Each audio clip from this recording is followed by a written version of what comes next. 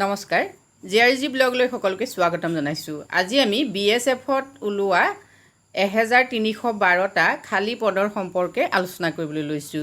BSF recruitment 2022 ইতিমধ্যে 1312টা head কনষ্টেবলৰ পোষ্টৰ বাবে নটিফিকেশ্যন জাৰি কৰা হৈছে।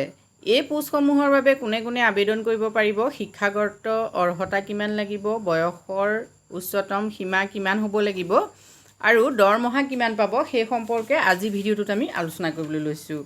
পোষ্টসমূহৰ ডিটেইলছত আপোনালোকে চাওক। Organisation name border security force, job types BSF recruitment, post name head constable, total post 1312, job category centre govt jobs, publishing starting date 20 August 2022, last date 19 September 2022, অৰ্থাৎ এতিয়ালৈকে এই পোষ্টসমূহৰ অনলাইন ষ্টাৰ্টিং হোৱা নাই, যেটো 20 আগষ্টৰ পৰা হ'ব। গতিকে যিসকলে এই পোষ্টসমূহৰ বাবে আবেদন কৰিম বুলি ভাবিছে তেওঁলোকে সাজু হ'ব পাৰে। 20 আগষ্টৰ পৰা অনলাইন হ'ব আৰু লাষ্ট ডেট হ'ল 19 ছেপ্টেম্বৰ।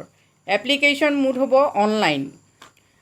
নেক্সট আহিলে পে চেলাৰী 25,500 to 81,100 আৰু job location across India. Official ৱেবছাইটটো প্ৰথমতে চাই লওক, https://bsf.in। আমি মানে যিকোনো ধৰণৰ নটিফিকেশ্যন চাবৰ বাবে এই যিটো অফিচিয়েল ৱেবছাইট এইটোত গৈ পেলাই তোমালোকে চাব পাৰা।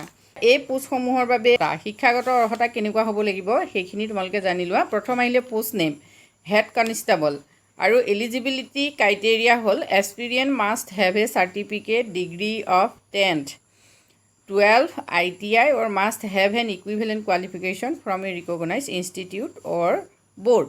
এতিয়া যিসকল ছাত্ৰ ছাত্ৰীয়ে দশম শ্ৰেণী উত্তীৰ্ণ হৈছে, 12 বা দ্বাদশ শ্ৰেণী উত্তীৰ্ণ হৈছে, ITI চাৰ্টিফিকেট আছে, তেওঁলোকে এই পোষ্টসমূহৰ বাবে আবেদন কৰিব পাৰিবা।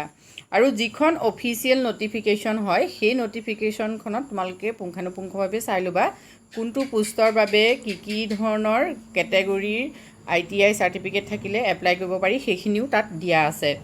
টোটেল পোষ্ট ইতিমধ্যে গম পাইছা 1312। নেক্সট আহিলে এজ লিমিট। এজ লিমিট হ'ল minimum age limitation for candidate 18 years আৰু মেক্সিমাম হ'ল 25 years। 18 বছৰৰ পৰা 25 বছৰ সকলো ছাত্ৰ ছাত্ৰীয়ে এই পোষ্টসমূহৰ বাবে আবেদন কৰিব পাৰিবা। এইখন হ'ল অফিচিয়েল নটিফিকেশ্যন। এই নটিফিকেশ্যনখন মই ডেছক্ৰিপশ্যন বক্সত দি দিম, তাত তোমালোকে সম্পূৰ্ণ তথ্যখিনি চাই ল'ব পাৰিবা। যিসকলে আবেদন কৰিম বুলি ভাবিছা তেওঁলোক সাজু হোৱা, যিহেতু 20 আগষ্টৰ পৰাহে অনলাইন আবেদন আৰম্ভ হ'ব আৰু 19 ছেপ্টেম্বৰ হ'ল লাষ্ট ডেট। আজিলৈ ইমানেই। Thank U.